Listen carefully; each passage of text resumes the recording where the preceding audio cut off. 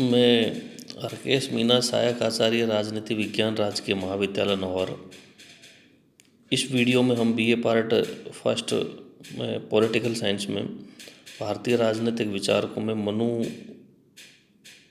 ने जो अपनी न्याय व्यवस्था दी और उस न्याय व्यवस्था में न्यायाधीश जिस आधार पर न्याय करेंगे तो वो प्रमाण क्या होंगे जिनके आधार पर वो न्याय करेंगे और कितने प्रकार के प्रमाण होते थे, कैसे उनको देखा जाता था, इसके बारे में हम समझेंगे। तो मनु ने जो न्याय के लिए कहा है कि न्याय का राज्य में सर्वाधिक महत्व है और न्याय के द्वारा एक अच्छी राज व्यवस्था संचालित की जा सकती है, क्योंकि उचित न्याय होने पर अपराधियों के मन में भय पैदा होता है और ईमानदार लोगों के मन में राज्य के प्रति, न्याय के प्रति निष्ठा की भावना पैदा होती है। तो इस वीडियो में हम ये देखते हैं कि न्याय के लिए जो प्रमाण कौन कौन से होते थे। तो प्रमाण के बारे में मनु ने ये कहा है कि मुख्य रूप से न्याय के लिए उन्होंने दो प्रमाण बताए, एक मानुष प्रमाण और दूसरा दिव्य प्रमाण।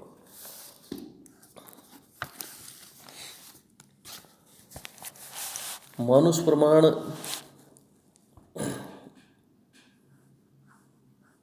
को उन्होंने तीन प्रकार के बताए।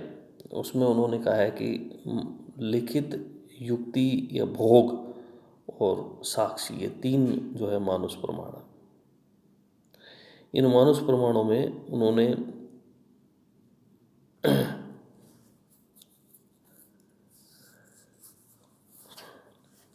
लिखित प्रमाण के बारे में ये माना कि कोई ऐसा दस्तावेज होना चाहिए लिखा हुआ जिसके आधार पर कोई भी बात सिद्ध हो सकती है, लेकिन ये जाली नहीं होना चाहिए और दबावपूर्वक लिखाया हुआ नहीं होना चाहिए।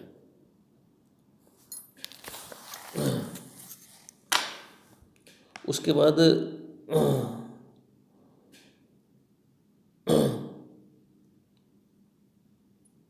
युक्ति का जो प्रमाण है, उस युक्ति का मतलब एक तरह से भोग, और भोग का ये जो है सामान्य अर्थ हो एक तरह से ये होता है कि किसी भी चीज़ पर अपना अधिकार स्थापित कर लेना या कब्जा जमा लेना।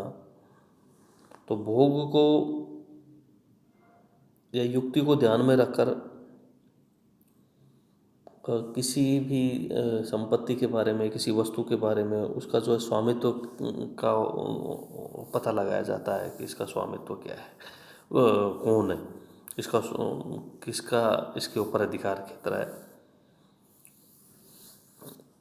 तो इसमें यह है कि बहुत लंबे समय तक यदि किसी संपत्ति पर, किसी वस्तु पर उनका ये मानना था कि किसी व्यक्ति का जो है स्वामित्व हो जाए और उसका जो वास्तविक स्वामी है वो उस पर कोई भी आपत्ति न करे, तो वो फिर जो जिसका उस पर कब्जा है वो उसी की मान ली जाती है।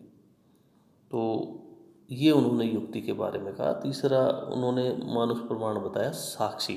साक्षी के बारे में मतलब कि आँखों देखा हाल, और उन्होंने कहा कि जैसे आँखों देखा हाल होने के कारण ये, क्योंकि तो साक्षात आदमी के द्वारा देखा जाता है और सब काफ़ी विश्वसनीय होता है। तो ये भी एक प्रमाण है कि कोई भी व्यक्ति यदि किसी घटना के बारे में ये कहे कि ये ऐसा मैंने आँखों से देखा है, तो उसको उन्होंने साक्षी प्रमाण कहा है।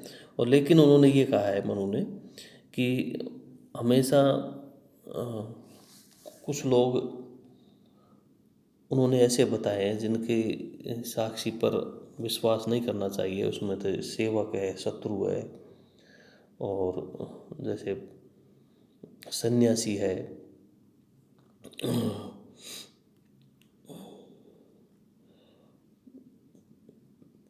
इस तरह के आदमियों पर जो है, इस तरह के आदमियों के साक्ष्य का जो है विश्वास नहीं किया जाना चाहिए।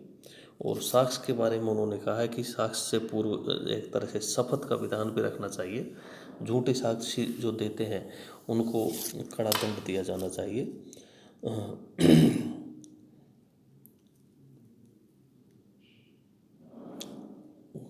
ताकि लोग जो है झूठी साक्षी देने से डरें।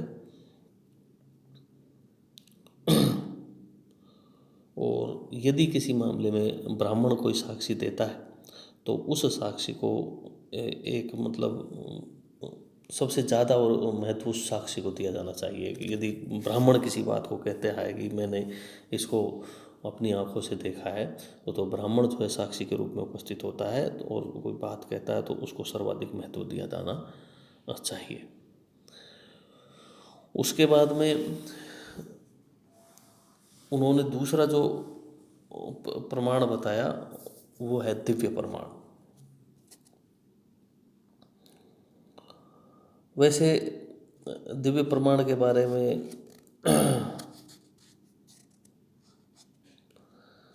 इस प्रमाण का सहारा तब लिया जाता था जब कोई मानुष प्रमाण प्राप्त नहीं होते थे। और दिव्य प्रमाण में जैसे कि अग्नि प्रमाण है, जल प्रमाण है, ऐसे जो ये प्रमाण होते थे उनको दिव्य प्रमाण के रूप में माना जाता था। अग्नि दिव्य प्रमाण जो होता था उसके अनुसार ये होता था कि किसी भी व्यक्ति को जो है जलते अंगारों पर जलती हुई आग में चलकर स्वयं को आरोप मुक्त सिद्ध करना पड़ता था। दिव्य जल प्रमाण भी था और दिव्य जल प्रमाण में ये था दिव्य जल प्रमाण में ये था कि जो प्रतिवादी को कुछ समय के लिए जो है लगातार जल के अंदर डूब कर और स्वयं को जो है निर्दोष साबित करना होता था। तो ये जो है दिव्य प्रमाण होते थे। हालांकि कुछ आचार्यों ने जो है ऐसे दिव्य प्रमाणों को न्याय विरुद्ध माना है और इनकी आलोचना भी की है, लेकिन मनु ने जो है अपनी न्याय व्यवस्था में जिन प्रमाणों का उल्लेख किया है वो प्रमाण मुख्य रूप से मानुष प्रमाण और दिव्य प्रमाण ही है। और मानुष प्रमाण में लिखित युक्ति और साक्षी, और दिव्य प्रमाण में जैसे अग्नि प्रमाण, जल प्रमाण आदि का नाम लिया जा सकता है। तो ये जो है मनु की न्याय व्यवस्था में प्रमाणों की व्यवस्था थी।